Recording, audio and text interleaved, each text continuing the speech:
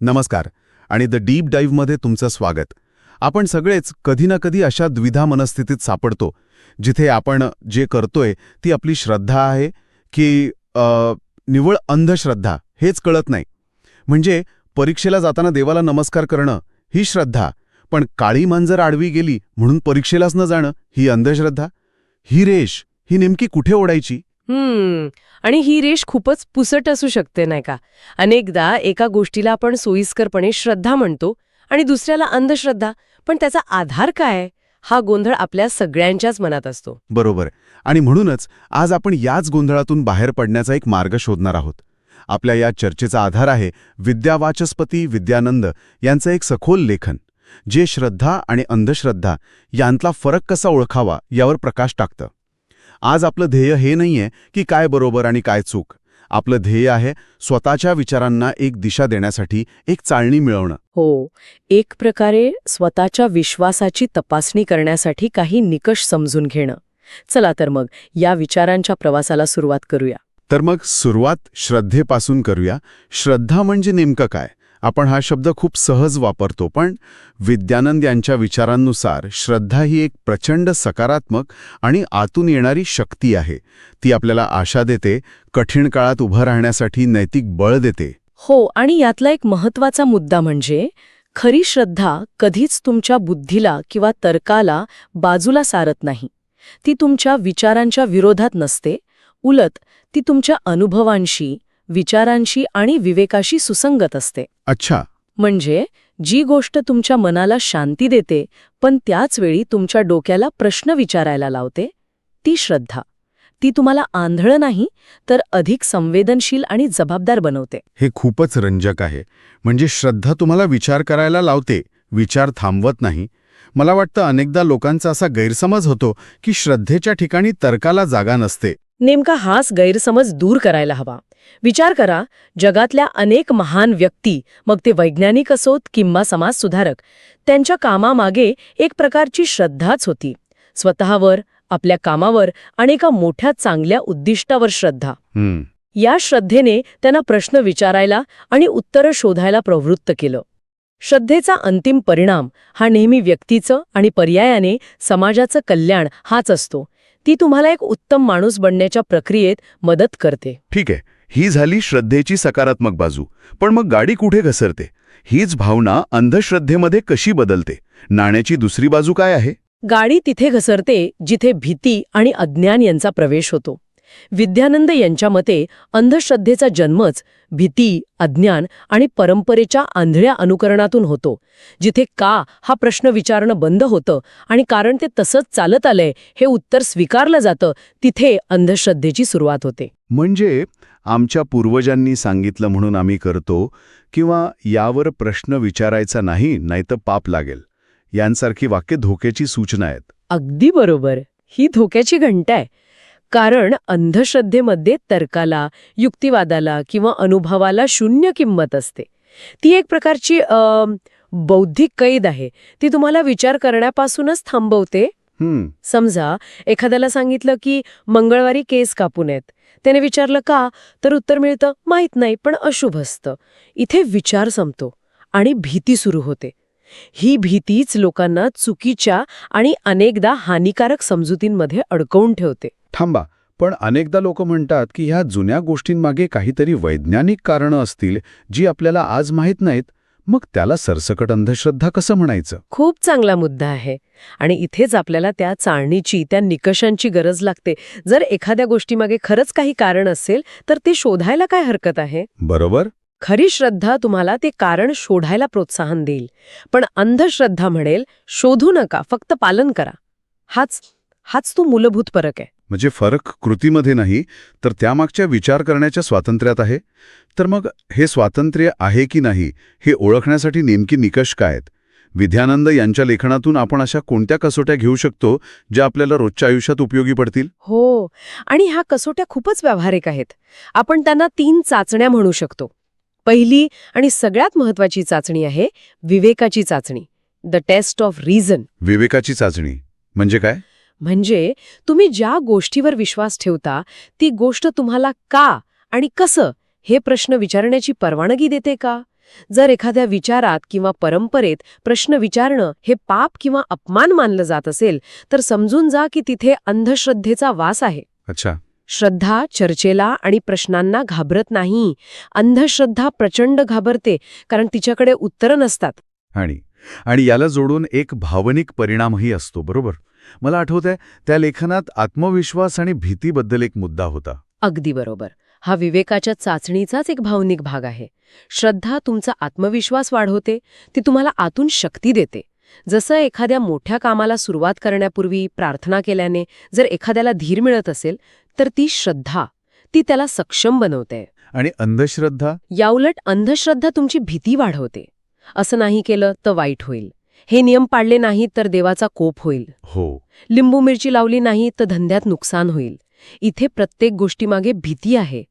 एक तुम्हाला उभं करते, दुसरी तुम्हाला घाबरवून खाली बसवते. आत्मविश्वास विरुद्ध भीती हा फरक खूपच स्पष्ट आहे. म्हणजे जर एखादी गोष्ट केल्याने मनातली भीती कमी होण्याऐवजी वाढत असेल तर आपण चुकीच्या मार्गावर आहोत. ठीक आहे, ही झाली पहिली चाचणी. आता दुसऱ्या निकषाकडे येऊया. दुसरा निकष आहे परिणामाची चाचणी, द टेस्ट ऑफ कॉन्सिक्वेन्स. सोप्या भाषेत सांगायचं तर तुम्ही ज्या गोष्टीवर विश्वास ठेवता त्याचा तुमच्या आणि तुमच्या आजूबाजूच्या लोकांच्या आयुष्यावर काय परिणाम होतोय. तो परिणाम सकारात्मक आहे की नकारात्मक. याचं एखादं उदाहरण देता येईल का, म्हणजे हे अधिक स्पष्ट होईल? नक्कीच. समजा एका तरुणाची नोकरीसाठी मुलाखत आहे. श्रद्धेपोटी तो देवाचा आशीर्वाद घेतो आणि आईवडिलांना नमस्कार करून जातो. यामुळे त्याला एक सकारात्मक ऊर्जा मिळते. हा झाला श्रद्धेचा परिणाम. पण दुसरा एक तरुण आहे जो मुलाखतीचा अभ्यास करण्याऐवजी दिवसभर एका ज्योतिषाने सांगितलेले महागडे विधी करत बसतो. तो मुलाखतीला जातो आणि अपयशी होतो. इथे त्या कृतीचा परिणाम नकारात्मक आहे. आणि यामुळे तो स्वावलंबी होण्याऐवजी परावलंबी बनतोय. नेमका हाच शब्द विद्यानंद यांच्या लेखनातील हा कळीचा प्रश्न आहे. एखादी कृती माणसाला स्वावलंबी बनवते की परावलंबी? बरोबर. श्रद्धा तुम्हाला तुमच्या कर्मावर, तुमच्या प्रयत्नांवर विश्वास ठेवायला शिकवते. ती म्हणते प्रयत्न कर, मी पाठीशी आहे. या उलट अंधश्रद्धा तुम्हाला परावलंबी बनवते. ती म्हणते तू काही करू नकोस, फक्त हे विधी कर, बाकी सगळं आपोआप होईल. खरंय. यामुळे माणसाचा आत्मविश्वास आणि कर्तृत्व दोन्ही संपून जातं. अनेकदा तर यात आर्थिक फसवणूक आणि मानसिक छळही होतो. हे तर खूपच गंभीर आहे. म्हणजे फक्त विचारच नाही तर त्या विचारातून होणाऱ्या कृतीचा आपल्या आयुष्यावर काय ठोस परिणाम होतो हे तपासणं महत्त्वाचं आहे. विवेकाची चाचणी आणि परिणामाची चाचणी. आता तिसरा आणि शेवटचा निकष कोणता आहे? तिसरा निकष मला सगळ्यात जास्त आवडतो. तो आहे बदल स्वीकारण्याची तयारी, द टेस्ट ऑफ अडॅप्टेबिलिटी. अच्छा. म्हणजेच एखादा विश्वास किंवा परंपरा काळानुसार आणि नवीन ज्ञानानुसार स्वतःला तपासून घ्यायला, स्वतःमध्ये बदल करायला तयार आहे का? म्हणजे ती गोष्ट प्रवाही आहे की दगडासारखी स्थिर? अगदी तसंच. खरी श्रद्धा ही एका जिवंत नदीसारखी असते. तिला माहीत असतं की काळ बदलतो, परिस्थिती बदलते, आपलं ज्ञान वाढतं आणि त्यानुसार आपल्यालाही बदलायला हवं. हो. उदाहरणार्थ, पूर्वीच्या काळी मंदिरात जाऊन दान करण्याची प्रथा होती. आजच्या काळात तीच श्रद्धा ऑनलाईन डोनेशनच्या माध्यमातूनही व्यक्त होऊ शकते. श्रद्धेचा मूळ उद्देश मदत करणे तो कायम राहतो, पण पद्धत बदलते. आणि अंधश्रद्धा? अंधश्रद्धा याच्या अगदी उलट. ती एका साचलेल्या डबक्यासारखी असते. ती बदलाला प्रचंड विरोध करते. नाही, आमच्या पूर्वजांनी जसं सांगितलं तसंच केलं पाहिजे. विज्ञान काहीही सांगू, जग कितीही पुढे जाऊ, अंधश्रद्धा जुन्याच कालबाह्य झालेल्या कल्पनांना घट्ट चिकटून राहते. रात्री नखं कापू नयेत यामागे पूर्वीच्या काळी पुरेसा उजेड नसण्याचं कारण असेल, पण आजच्या LED लाईट्सच्या जगातही तोच नियम पाळण्याचा अट्टाहास करणं ही अंधश्रद्धा आहे. ती काळाच्या ओघात अप्रस्तुत आणि अनेकदा हास्यास्पद ठरते. वाह, नदी आणि डबकं हे रूपक खूपच प्रभावी आहे. म्हणजे श्रद्धा विकसित होते, अंधश्रद्धा तशीच राहते. तर मग विवेक, परिणाम आणि बदल स्वीकारण्याची तयारी या 3 चाचण्या वापरून आपण बऱ्याच गोष्टी स्पष्ट करू शकतो. या सगळ्या चर्चेला आपण आजच्या काळात कसं बघू शकतो? आपण तर विज्ञान आणि तंत्रज्ञानाच्या युगात जगतोय. इथे श्रद्धेला जागा आहे का? नक्कीच आहे. विद्यानंद यांच्या लेखनाचा सार हाच आहे की आपल्याला श्रद्धा आणि विवेक यापैकी एकाची निवड करायची नाहीये. आपल्याला दोघांना सोबत घेऊन चालायचं आहे. हो. विज्ञानाने आपल्याला कसं घडतं हे सांगितलं, पण का जगायचं याचं उत्तर अनेकदा श्रद्धा देते. त्यामुळे श्रद्धा नाकारण्याची गरज नाही, पण ती या 3 कसोट्यावर तपासून घ्यायला हवी. म्हणजे डोळे झाकून विश्वास ठेवण्याऐवजी डोळे उघडे ठेवून श्रद्धा ठेवायला हवी. अगदी अचूक. मला वाटतं त्या लेखनातलं एक वाक्य या संपूर्ण चर्चेचं सार सांगतं. ते वाक्य असं आहे, श्रद्धा असावी, पण ती डोळे बंद करून नव्हे, तर डोळे उघडे ठेवून विचारपूर्वक असावी. जिथे श्रद्धा माणसाला माणूस पण शिकवते, तिथे ती जीवनोपयोगी ठरते. आणि जिथे ती तुमचा विवेक नष्ट करते, तिथे तिचं रूपांतर अंधश्रद्धेत होतं. हे ओळखणं हेच खरं शहाणपण आहे. अप्रतिम.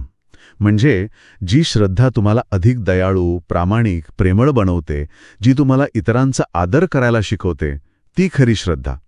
आणि जी श्रद्धा तुम्हाला इतरांचा द्वेष करायला, त्यांना कमी लेखायला किंवा त्यांना घाबरवायला शिकवते, ती अंधश्रद्धा. बरोबर. हा फरक समजून घेणं केवळ एक बौद्धिक व्यायाम नाहीये. हे एक शांत, समाधानी आणि अर्थपूर्ण जीवन जगण्यासाठी अत्यंत आवश्यक आहे. कारण अंधश्रद्धा केवळ तुमचंच नाही, तर तुमच्या आजूबाजूच्या समाजाचंही नुकसान करते. तर मग या चर्चेचा समारोप करताना आपण पाहिलं की श्रद्धा आणि अंधश्रद्धा यांच्यात जमीन आसमानाचा फरक आहे. श्रद्धा विवेकाशी मैत्री करते, आत्मविश्वास वाढवते, सकारात्मक परिणाम देते आणि बदलाचं स्वागत करते. हो. याउलट अंधश्रद्धा तर्काला शत्रू मानते, भीती वाढवते, नकारात्मक परिणाम देते आणि बदलाला घाबरते. आणि ही ओळख करण्याची शक्ती आपल्या प्रत्येकामध्ये आहे. फक्त गरज आहे ती या चाळण्या वापरण्याची. अगदी. आणि या चर्चेच्या शेवटी आम्ही श्रोत्यांना विचार करण्यासाठी एक प्रश्न सोडून जाऊ इच्छितो. आतापर्यंत आपण श्रद्धा आणि अंधश्रद्धेबद्दल वैयक्तिक पातळीवर बोललो. पण जेव्हा हे वैयक्तिक विश्वास एकत्र येतात तेव्हा त्यांचे एक सामाजिक रूप तयार होतं. तर प्रश्न असा आहे की जर श्रद्धा आणि अंधश्रद्धा या दोन्ही गोष्टी वैयक्तिक पातळीवर सुरू होतात तर त्यांची सामाजिक रूपे कोणती असू शकतात आणि एका समाजाची दिशा ठरवण्यात त्यांची काय भूमिका असते? हा खूप महत्वाचा प्रश्न आहे. कारण वैयक्तिक विश्वास जेव्हा समूहाचा विश्वास बनतो तेव्हा त्याचे परिणाम खूप मोठे आणि दुर्गामी असतात. यावर नक्कीच विचार करायला हवा, कारण आपण सगळेच त्या समाजाचा एक भाग आहोत.